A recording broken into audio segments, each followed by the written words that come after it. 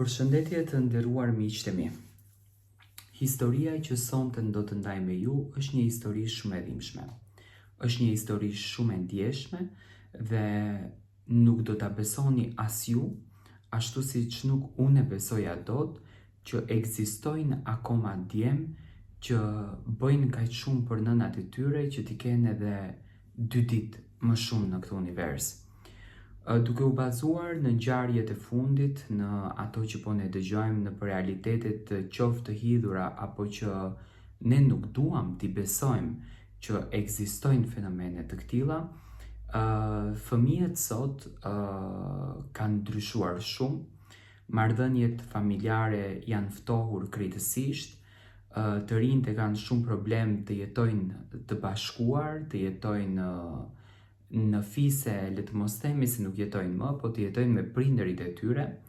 Gjithmonë kur të rinjt martohen, shumica preferojnë që prindërit t'i nxjerrin në një banesë tjetër apo në një shtëpi tjetër, ndërsa ose t'i çojnë në azile, të jetojnë vetëm, të kalojnë kohën e bukur vetëm, ashtu imagjinojnë ato, edhe të argëtohen vetëm si çift. Por historia që ju do të dëgjoni është një histori që do t'ju befasoj juve ashtu siç më ka befasuar edhe mua. Bëhet fjalë për zonjën shqipe. Është një grua e cila ka punuar si të gjithë gratë shqiptare për të rritur fëmijën e saj. Ne në gjatë gjithë jetës kemi dëgjuar nga prindërit që urojmë te Zoti jon që fëmia jon të jetë i denj për prindër e për familje. Dhe kështu rezultoi të jetë ky djalë. Djali është rritur me sakrificat më të mëdha. Nuk kanë qenë ndonjë familje e pasur, familja e zonjës shqipe ka qenë një familje modeste, por kanë kulturuar të birin me ndjenjën e dashurisë dhe me emocionin e dashurisë. Djali në fjalë quhet Mirandi, është i rritur me shumë ngrohtësi nga nëna shqipe dhe gjithmonë ka patur një marrëdhënie shumë më të afërt me nënën e tij sesa me babain. Domethënë, edhe babain e ka respektuar, edhe me babain ka qenë natyrë e hapur, ka qenë tip që është kujdesur për t'jatin gjitha gjërat, domethënë ka qenë dhe vazhdon të jetë zemër shumë i dashur, ndërsa me nënën ka patur më shumë afrimitet, ka patur më shumë emocion, ka patur më shumë dashuri. Në vitet e saj, shqipja ka filluar që të rëndohet pasi që ka punuar në një pompë benzini. Imagjinoni dot çfarë pune ka bërë. Ka punuar me 3 turne që të rritën 2 djemtë e saj dhe gocën. Dhe nga rëndesa që ka patur, ka filluar problemet me veshkat.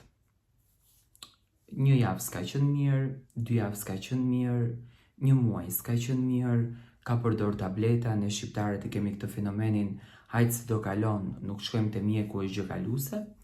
Dhe në momentin që shqipja ka ikur për të bërë kontrollat, ka rezultuar që njëra veshke saj nuk ka patur një funksionim të mirë.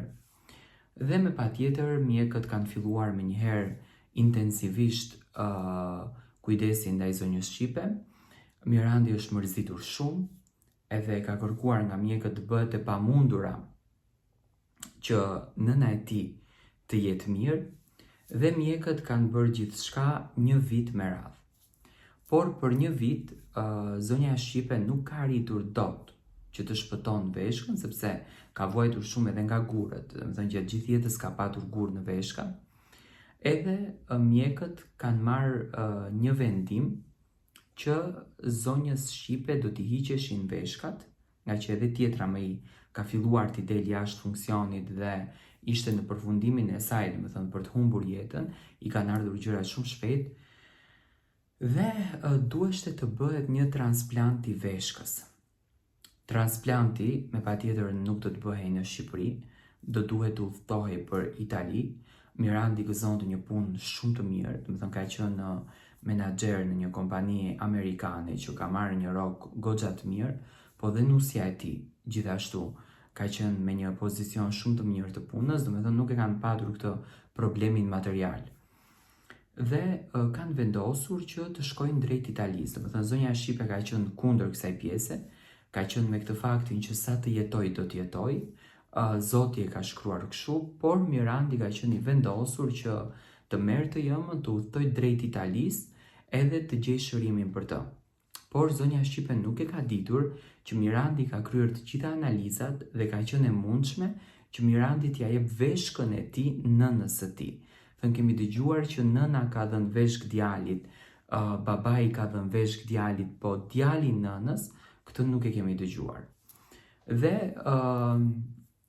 është bërë situata, kanë ikur drejt Italisë, zonja shqipe ka qenë në mëdyshje se si do t'jetë shëndeti im, si do t'jetë marrëdhënia ime me personin i cili do të më jep veshkën. Dhe kur kanë mbërritur në Itali që më është shtrirë në dhomën ku është dashur të pozicionohet, aty e ka kuptuar që djali i saj do t'ia jepte veshkën.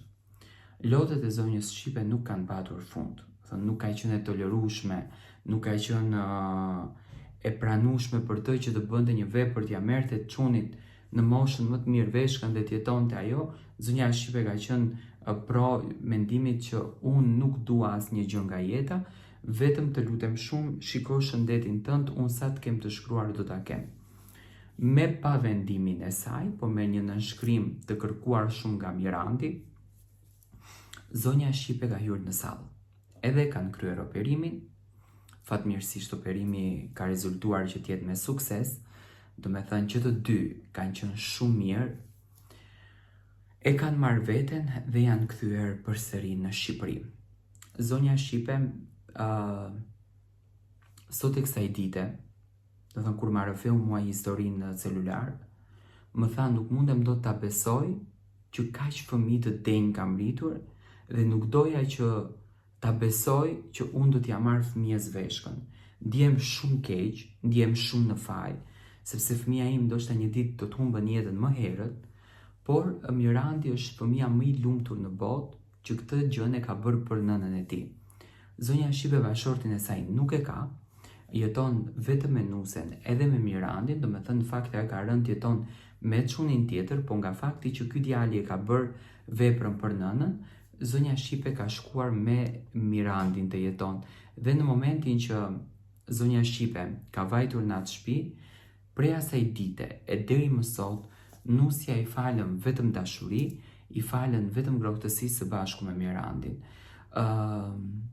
Ajo ndjeshte shumë e thyer, ndjeshte shumë e prekur në zemër dhe qanë çdo natë pse djali e ka bërë këtë vepër, por rrezikon shëndetin e tij, por fatmirësisht ai është në gjendjen më të mirë shëndetësore dhe gëzon vetëm shëndet.